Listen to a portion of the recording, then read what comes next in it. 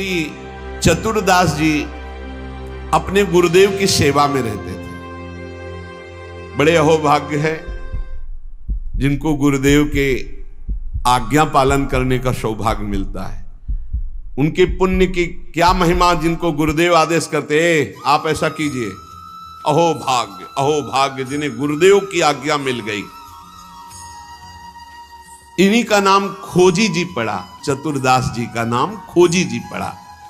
ये गुरुदेव जी के सेवा में, अब जैसे गुरुदेव लघु शंका कर रहे तो पानी लिए खड़े हैं, गुरुदेव को हस्त प्रक्षाल आचमन आज्ञा कब क्या हो जाए तो जल की सेवा लिए खड़े थे।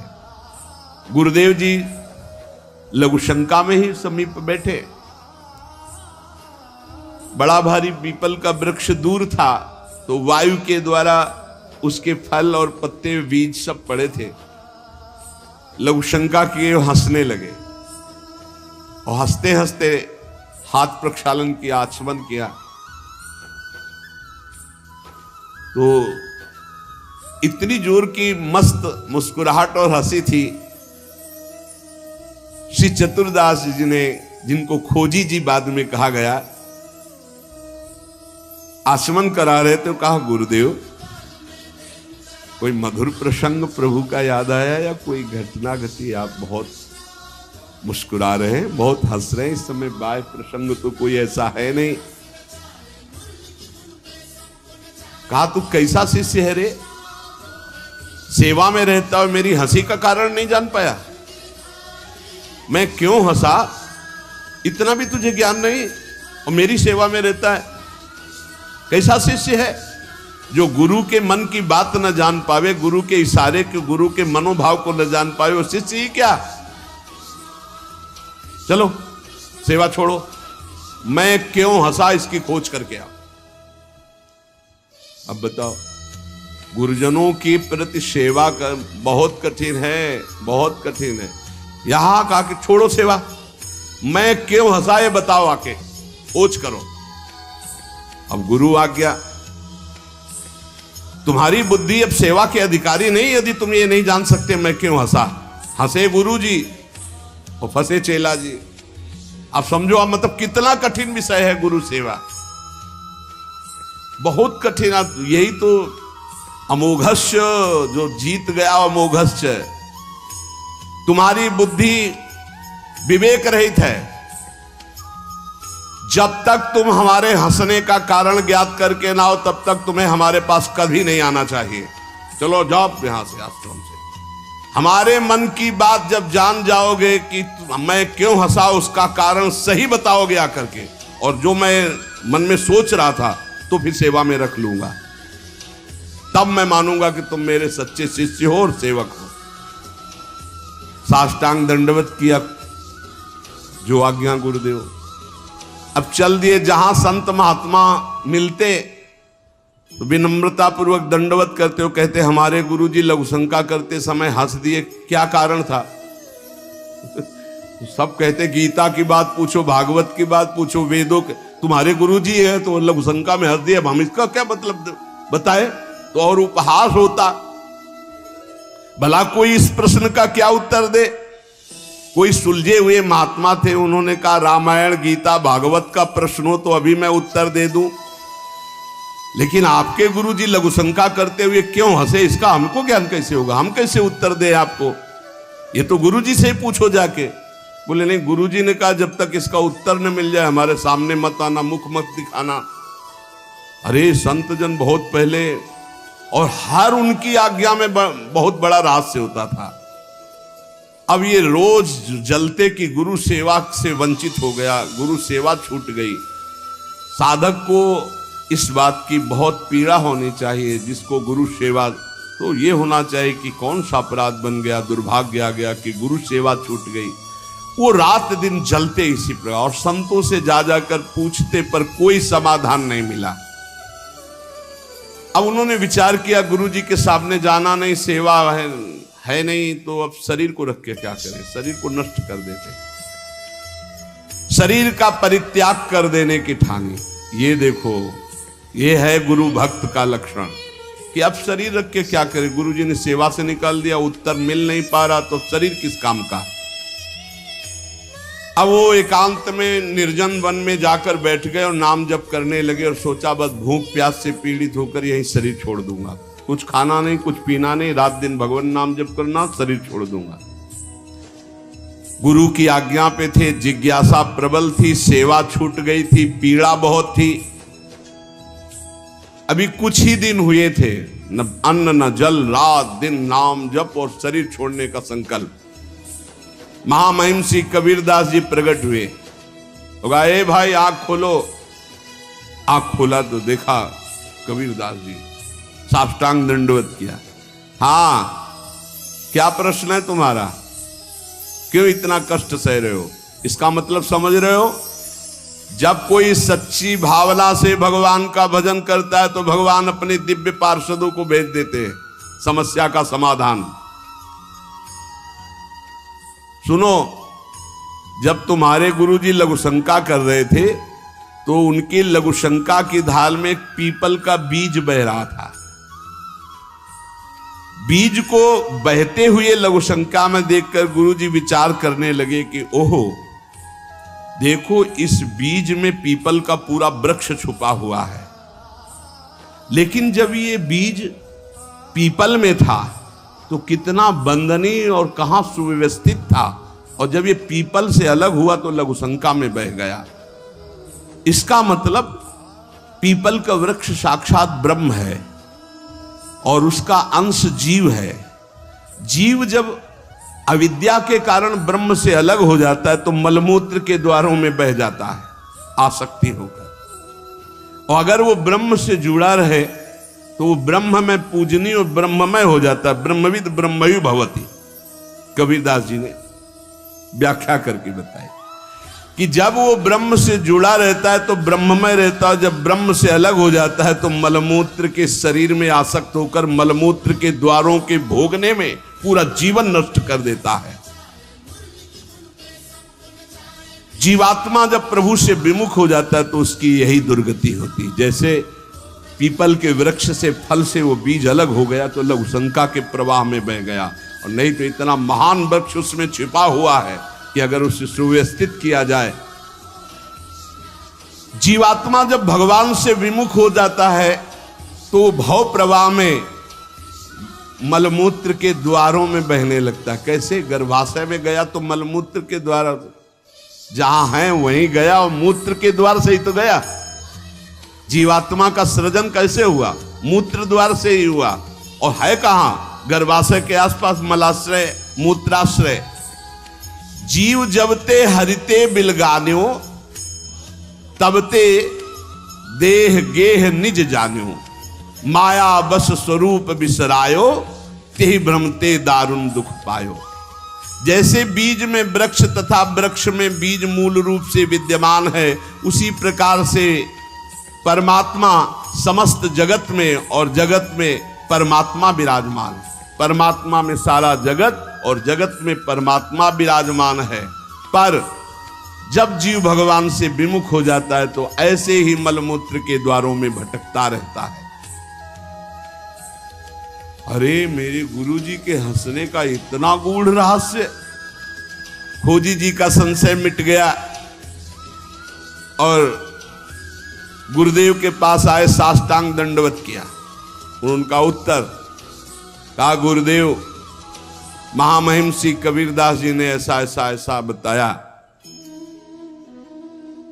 गुरुदेव पुनः मुस्कुराए और कहा, एक प्रश्न ने तुम्हें सिद्ध बना दिया, क्योंकि सिद्ध महापुरुष का दर्शन सिद्ध ही बना देता है।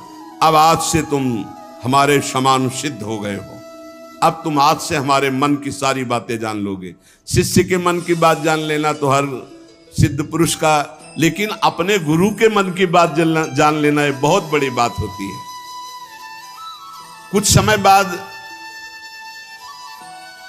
खोजीजू के गुरु हरि भावना प्रवीण महा, देह अंत समय बांधी घंटा सो प्रमानिए, पावे प्रभु जब तब बाजी उठे जानो यही, पाए पैन बाजी बड़ी चिंता मन आनिए, तन त्याग बेर नहीं हुती फेरी पाछे आए, वाही थोर पौड़ी देखो आम पक्यो मानिए, तोरी ताके टूक किए छोटो एक जंतु मध्य गयो सो बिलाए, बाजी उठो जग जानिए।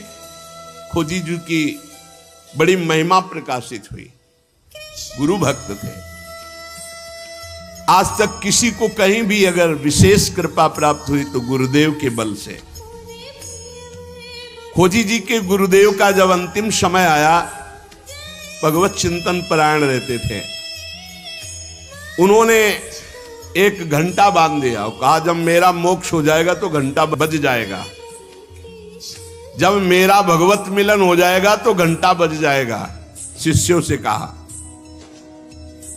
घंटा स्वयं बजेगा जब मेरा शरीर छूटेगा, भगवत प्राप्ति होगी। परंतु आश्चर्य हुआ, गुरुजी का शरीर तो छूट गया पर घंटा नहीं बजा।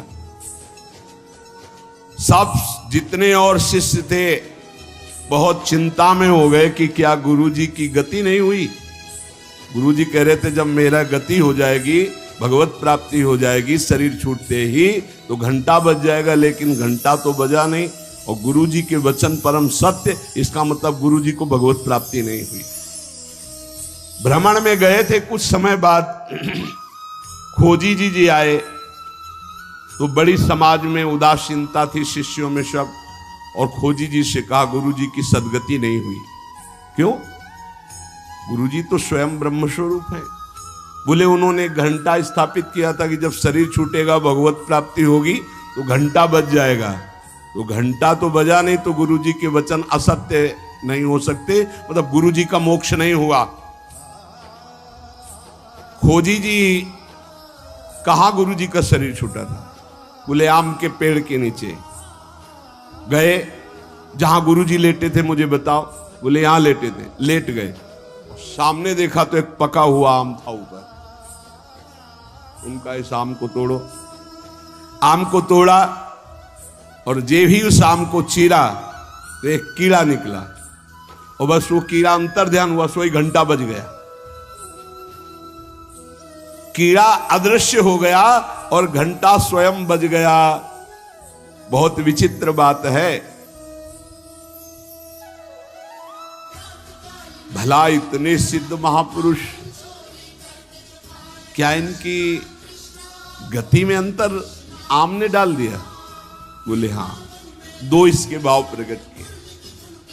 शिष्य की तो योग्यताई नीके मन आई अजू, गुरु की प्रबले पैने को घटी क्यों भई, सुनो या की बात मन बातवत गति कही, सही ले दिखाई और कथा अति रसमयी। बोले इसके दो भेद हो गए। पहला,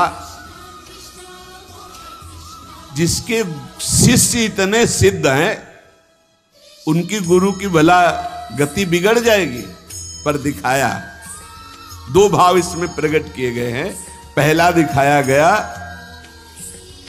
चंचला ही मना कृष्णा प्रमाथि बलवद दृढ़म तस्याहम निग्रहम मन्ने वायुरिव सुदुष्करम। ये मन बड़ा चंचल है, प्रमथन स्वभाव वाला है, बड़ा बलवान है, इसको वश में करना मानो तूफान को रोकने के समान है। मन को बहुत संभालना कठिन है। कह रहे सुमेर पर्वत को कोई उखाड़ सकता है, 4 लाख योजन का है, पर मन को बस में नहीं कर सकता, इतना बलवान बन। कोई बिजली को हाथ से पकड़ सकता है पर मन को नहीं पकड़ा जा सकता। बहुत विचित्र चंचलता है इस मन की, इसको हल्के में ना ले। इतने सिद्ध महापुरुष,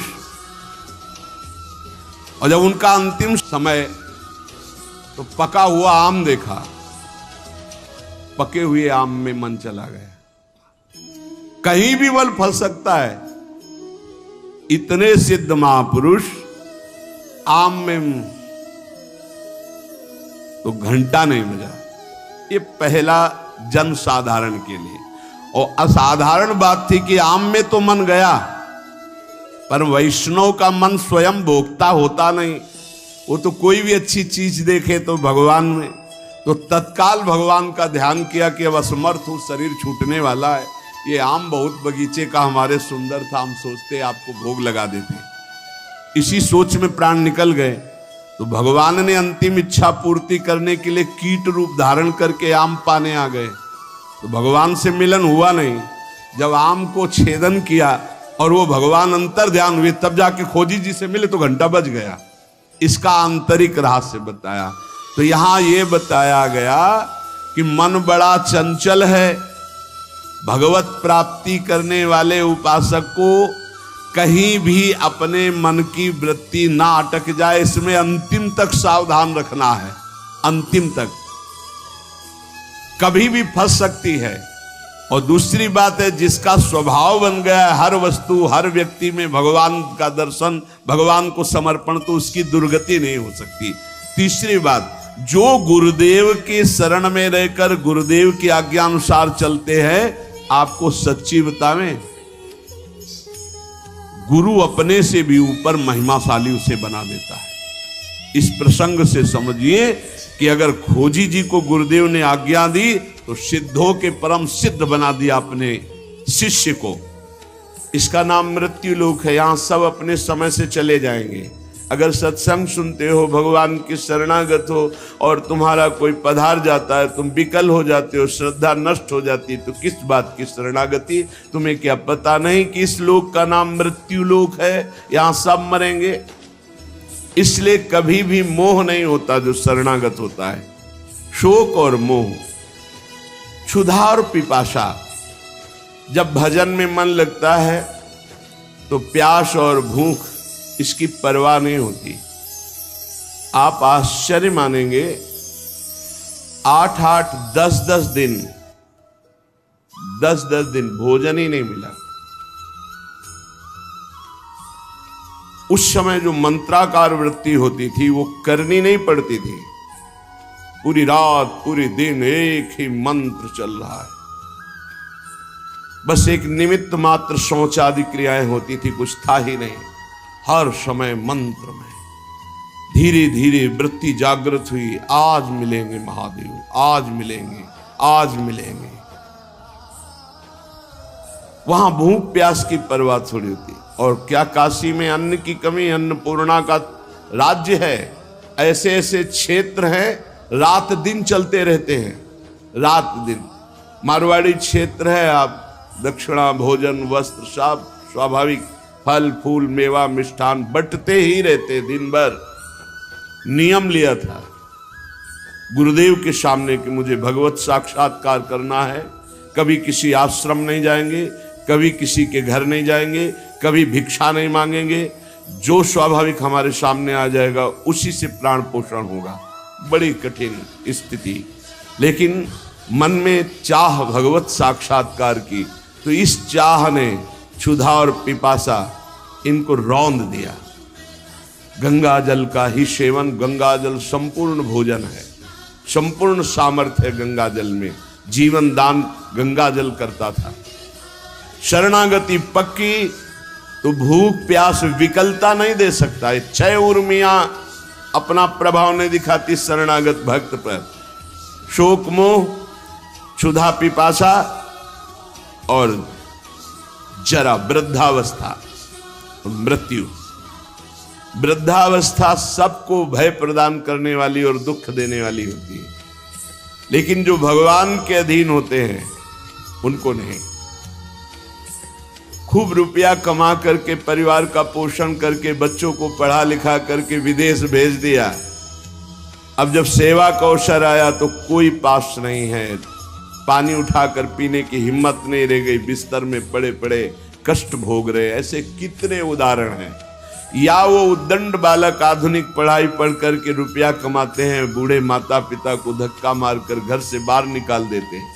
लेकिन हमने देखा वृंदावन में जिन महापुरुषों ने आजीवन कभी शिष्य नहीं बनाया, कभी 1 रुपया जमा नहीं किया, और वृद्धावस्था है तो ऐसे उनको शौच कराई गई है। हाथ में नीचे सोच ली जा रही, 2 साधु पकड़े हुए, रात दिन उनकी क्रम बाई क्रम सेवा, और एक के हृदय में जलन होती कि मुझे अधिक सेवा क्यों नहीं दी जा रही। सेवा की भूख कौन कर रहा है? भगवान, जिनका कोई नहीं और रात दिन भजन किए तो स्वयं भगवान है। वो अंतिम समय से राधा राधा ऐसे कहते हुए शरीर पूरा हुआ। 1 रुपया नहीं कभी जीवन में, 1 शिष्य नहीं, 1 परिचय नहीं। ऐसे महापुरुष जो भगवान में आसक्त है, उनको मृत्यु की भी परवाह नहीं होती और वृद्धावस्था की भी वृद्धावस्था में क्या भगवान की शरणागति में कितना दुलार हम तुम्हें कैसे बताएं। अगर खरबों रुपया होता और 2-4 लड़के होते तो नौकर भले रख दिए जाते, ऐसे बच्चे प्यार नहीं करते जैसे संत प्यार कर रहे हैं। कैसे कैसे तुम्हें बताए, तभी दिखाई देता मेरा भगवान जो शास्त्र शीर्षा पुरखा सहस्राक्षा शास्त्रपात, हजारों हाथों से हजारों नेत्रों से अपने जन को कैसे दुलार करता है, तुम कैसे देख पाओगे। शरणागति में शोक मोह क्षुधा पिपासा जरा और मृत्यु, वृद्धावस्था और मरने का भी भय नहीं रहता। सच्ची मानिए, मरने का भय तब लगेगा जब आपको यहां प्यार है, प्रभु से प्यार नहीं। अगर प्रभु से थोड़ा भी परिचय हो गया तो मृत्यु का भय खत्म हो जाएगा। जाना है अपने प्यारी जू के पास, जाना जिनके लिए हम तड़प रहे हैं। प्रगट में कहीं न कहीं अंतराय तो पड़ ही जाता है, बिना अंतराय के निरंतर अपनी स्वामिनी जू लालजू के पास रहने को मिलेगा। शरीर छूट जाए, शरीर छूटना एक महा महोत्सव होगा, कोई शोक का विषय थोड़ी होता है कि अरे गांव में तो मरने की बात करते, चुप रहो, अशुभ मत बोलो। नहीं, अशुभ ना बोले, ये अशुभ है, ये परम शुभ है। मृत्यु की याद करोगे तो भगवान की याद आ जाएगी, मृत्यु को सामने रखोगे तो संसार से वैराग्य हो जाएगा, तुम्हें अपना लक्ष्य दिखाए। यही शुभ है, यहीं से शुभ का जो सही माने में शुभ माना जाता है उसका प्रारंभ होता है। जिसको संसार से वैराग्य, भगवान से अनुराग, उसके लिए क्या मृत्यु, क्या मृत्यु। मृत्यु की भी मृत्यु हो गई, अब तो मृत्यु महोत्सव हो गया। स्वक्षाम मुक्त सडूर में भी रहो।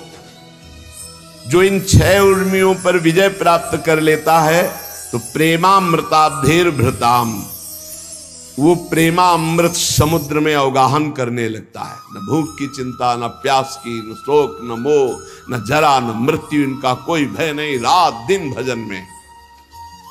अभी भजन का स्वाद नहीं मिला।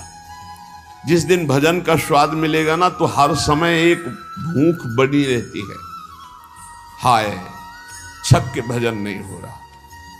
अतृप्तता, जितना भजन करो उतनी अतृप्तता, एक अंदर ऐसी भूख जागृत हो जाती है जो रात दिन भजन करने पर भी कहीं अहम स्फुरित नहीं हो पाता कि मेरा भजन इतना, और जलन होती कि अभी ऐसा भजन नहीं होता। जब महापुरुषों की याद करो तो लगता है कैसी इनकी चिंतन वृत्ति, अभी हमारी ऐसी कहां चिंतन वृत्ति। वो प्रेमामृत समुद्र में अवगाहन करते हुए भी प्रेम पिपासु बना रहता है। वो निरंतर भजन में डूबा हुआ भी रो रो कर भजन की भीख मांगता है, भिक्षा मांगता है प्रभु से, प्रभु के प्रेमी जनों से कि मेरा भजन बन जाए। पूज्य श्रीधर बाबा के सामने जब कोई वैष्णव जाता, चाहे छोटी अवस्था का या बड़ी अवस्था, तुरंत मस्तक वृंदावन की रज में पधराते, अर्थात मस्तक रखकर प्रणाम करते वयोवृद्ध महापुरुष, और बस यही कहते आप सब वैष्णव कृपा करो राधा रानी का थोड़ा भजन बन जाए। और रात दिन भजन में डूबे, एक लंगोटी के सिवा कुछ नहीं पहनते, बाहर निकलते तो गमछा लगा लेते, एक लंगोटी बस, हर समय अपनी कुटिया में एक लंगोटी पहनते, हर समय माला चल रहा है, कथा हो रही है, कोई साधक भगवत चर्चा सुना रहा है, और वो जब बात करते तो इतनी ही बात करते कि कृपा करो आप वैष्णव राधा रानी का भजन बन जाए। कहाँ भजन की स्थिति, कितना भूख भजन की, रात दिन भजन करने पर भी भजन से अतृप्ति, प्रेमामृत में वो डूबा रहता है। नानाश्चर्य सरासरित गिरिलता गुलमद्रुमाद्यैर्महा, आश्चर्यमय सरोवर जिनमें प्रिया प्रीतम जल के लेकर रहे, आश्चर्यमय परम पावन यमुना जी जिसमें सुंदर कमल खिले हुए हैं, प्रिया प्रीतम नौका विहार कर रहे, आश्चर्य में गिरिराज जी महाराज जिनकी तलहटी में युगल सरकार खेल रहे, आश्चर्य में लता गुल्म वृक्ष जिनके नीचे प्रिया प्रीतम रसकेली कर रहे, आश्चर्य में खगमृग पशु पंछी वृंदावन के जो प्रेम में डूबे हुए, ये सब उपासक अपने ध्यान में देखता है। कभी ध्यान में जल केली चल रही, कभी रास विलास चल रहा है, कभी वर्षा ऋतु, कभी झूलन लीला, विविध प्रकार के महासुख की वृत्ति उसके हृदय में, यही प्रेमामृत समुद्र में डूबना है। हतेस्मिन् हा वृंदावन नव निकुंजेश्वरी कृपाम विधेहि त्याक्रंदन व्यहरण मध्ये पिचमुहु त्रिकालम श्री वृंदा विपिन दिशि वृंदा निच नमस्कृति नाम सर्वांगै कुरुच पुरु तत्प्रेम वलिता। वो वृंदावन प्रेमामृत में डूबा हुआ उपासक पुकारता रहता है, हा वृंदावन, हा वृंदावनेश्वरी, हा नव निकुंजेश्वरी, मुझ हतभागी दासी पर कृपा कीजिए। बार बार वो ऐसा पुकारता रहता है। जिसकी शरणागति राधा माधव की पक्की, वो 6 उर्मियों पर विजय प्राप्त करने वाला प्रेमामृत समुद्र में डूबा हुआ, कभी परम पावन सरोवर मानसरोवर राधा कुंड आदि की दिव्य लीला, कभी परम पावन यमुना जी की जल क्रीड़ा नौका विहार, कभी परम पावन पुलिन पर रास केली, कभी गिरिराज जी की तलहटी, कभी लता गुल्म औषधि वृक्षों की शोभा, कभी खगमृग पशु पंछियों की शोभा। और ये सब देखकर पुकार उठता है, हा वृंदावनेश्वरी, हा वृंदावन, हा नव निकुंजेश्वरी, मुझ हतभागी दासी पर कृपा कीजिए। भाव बदल गया। बनिता पुरुष भाव मिट जाए, सेवय ललितादिक के भाई, जो पोशाक है वर्दी है मनुष्य शरीर की, इसका भाव चला जाए और भाव आ जाए गुरु प्रदत्त, मैं श्री जी की सहचरी हूं, सखी हूं, ऐसा थसक आ जाए। इस भाव से बिल्कुल लोक व्यवहार का विस्मरण और उच्च क्रंदन करते हुए सीधाम वृंदावन की ओर मुख करके बार बार साष्टांग दंडवत कर रहा है। कहीं भी हो वहीं से वृंदावन की तरफ मुख करके बार बार साष्टांग दंडवत कर रहा है। और अहो क्रंदन उच्चैर्हृत सकल सर्वस्व इवशम लुठन भूमौ नेत्रा गलित जलधारा प्रतिपदम अजस्र श्री वृंदावन विरह दुख प्रसरतो भवेद यह कुत्रापि प्रथयति सैक क्षितियशः। ऐसा रो रहा है मानो सब कुछ लुट गया हो। कहाँ है भजन हमारा ऐसा? देखो ना, यहाँ तो खान पान विश्राम खेलना कूदना मनोरंजन सब अच्छा लगता है, और यहाँ जिसका भजन सही चल रहा है उसकी दशा क्या है? अहो क्रंदन उच्चैर हृत सकलम सर्वस्व इवसं, ऐसा विकल होकर रो रहा है जैसे कुछ नहीं रह गया, सब लुट गया, सब कुछ अपहरण हो गया। हा स्वामिनी, हा राधा, हा किशोरी। कभी ऐसा रोना आता है? अपने ऊपर विपत्ति आएगी तो जरूर रोना आ जाएगा, लेकिन प्रेम में विकल होकर रोना नहीं आएगा। जैसे जिसका सब कुछ लुट गया हो वो विकल होता है, ऐसे वो विकल होकर लुठन भूमौ, वृंदावन की भूमि में विकल होकर लौट रहा है, या जहां है वहां भूमि में विकल होकर हा राधा, हा किशोरी, हा प्रियाजू, हा लालजू, उच्च स्वर से क्रंदन करता हुआ भूमि पर लुठन, लुंठन भूमौ नेत्रोदगलित जलधारा प्रतिपदम, प्रतिक्षण 1-2 बूंद आंसू नहीं, जलधारा प्रतिपदम, निरंतर अश्रुधारा, ये जीवन है। सातरति सातरति सा लोकांतार्यत, ये पाखंड छल कपट वाला जीवन नहीं। प्रिया प्रीतम के लिए अश्रु प्रवाह, उनको और के लिए बोलने की फुर्सत कहां है। कौन रस बाढ़े जहां बोले बोए भारे। ये संसार कैसे जाने, ये तो संसार को ही नहीं जानता, अपने को ही नहीं जानता, फिर प्रेम की तो बात जाने दो। इसलिए सुने न काहू की कही, कहे ना अपनी बात, नारायण वा रूप में मगन रहे दिन रात। ना काहू सो बोलिबो, ना कोई व्यवहार, बस अपनी कुंवर किशोरी को जियत निहारे निहारे। लुठन भूमो नेत्रोद्गलित जलधारा प्रतिपदम, विकल होकर वृंदावन की भूमि में या जहां है भूमि में लौट रहा है और अश्रुधारा बह रही, हा राधा हा राधा।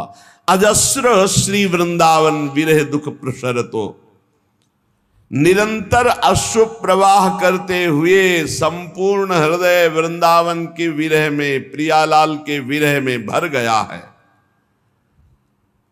बोले भवेद यह कुत्रापि पृथ्वी अतिशाय का क्षितियसा, भूमि में, आकाश में, अर्थात समस्त लोकों में ऐसे महापुरुष का बंधन होता है। ब्रह्मादि बड़े बड़े देवता ईश्वर कोटि के जब ऐसे प्रेमी को देखते हैं तो नमन करते हैं कि धन्य है इसका जीवन।